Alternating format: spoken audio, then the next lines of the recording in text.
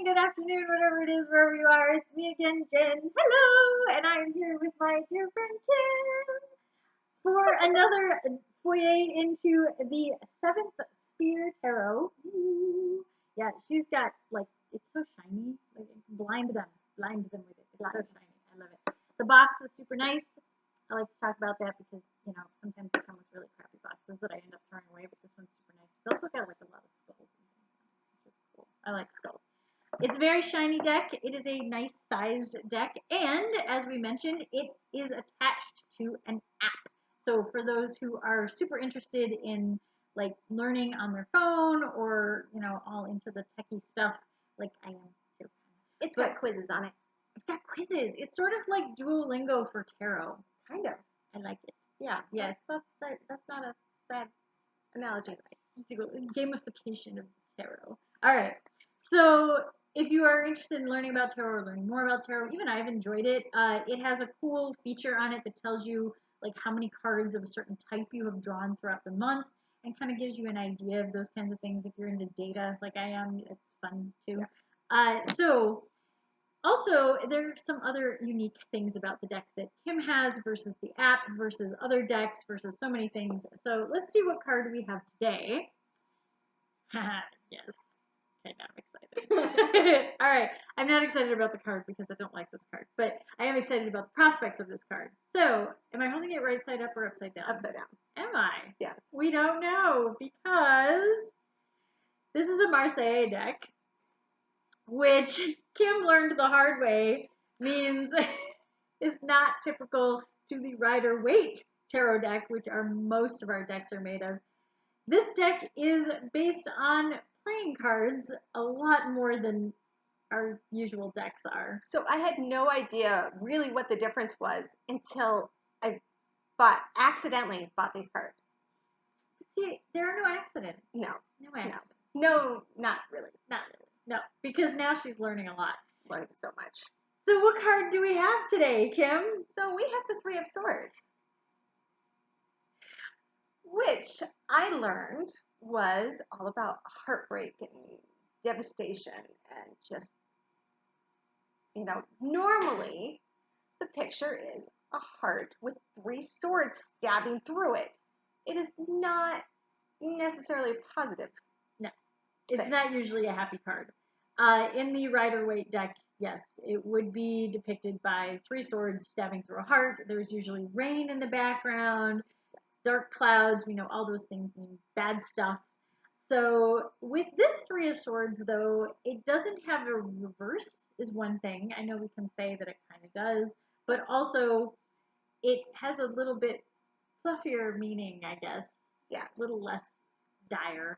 So in the app, it gives, you know, little clues on, you know, just along with any deck that you get that comes with a book or whatever, will have prompting words.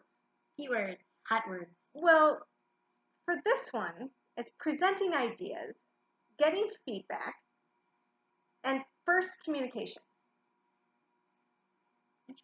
The feedback one, I think, still can be very bad. Well, yes. Yes, you could. But, like, it's very vague. It is. It's very vague. It could be positive, but, you know, okay, what's the feedback going to be? Yeah.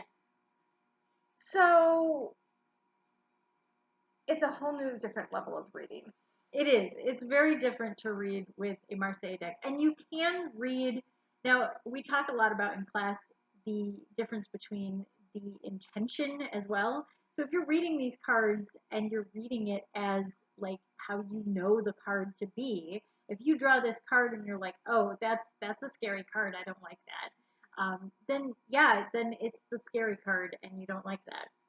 If you pick it up and you're like, no, I don't want to ever read a doom and gloom kind of thing, and I don't want betrayal to be in it. The other thing with the Marseilles decks and with the decks that have the more playing card look to them, you are reliant on your instinct, you are reliant on your intuition, and you are reliant on the other cards in the reading around them. Because if you have like the major arcana cards and you know what their meanings are, and you attach that to this one and you're like, oh, it's we'll say like the lovers and the tower.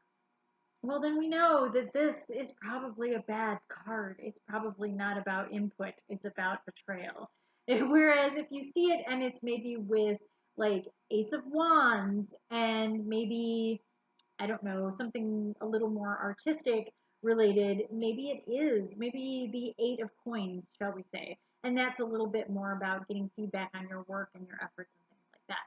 So again, it has to, I'm totally pulling these cards out my butt. Like I'm just giving you examples. All the context clues. All the context clues, yes. So think about that when you're reading these cards. And yes, start thinking about, I would say that if somebody has never done tarot before, this is probably not the deck to start with. Unless you really rely a lot on your intuition, then go for it, man. But this is a deck to use if you're trying to train yourself away from leaning on those symbols and trusting your gut a lot more. So, but picture those symbols in your head. Picture the Rider-Waite deck. Picture those images that you're comfortable with. A lot of word association. And I know that you were not going to write on this beautiful deck. I know that you're not going to do that. But there's nothing wrong with taking a standard deck of playing cards and writing some of those hot words, those keywords on it and saying, okay, I'm going to start to remember the words. So word association or image association depends on your brain and how it works. You can still do those things. It can still work for you, Kim. I promise. Well, and there are decks that have them pre-written on. There are a lot of decks out there. But yeah, I would not say that this is a beginner deck, which proves that Kim is no longer a beginner. Wow. And on that note, until next time, stay safe, stay healthy, stay happy, and we will see you again soon. Bye!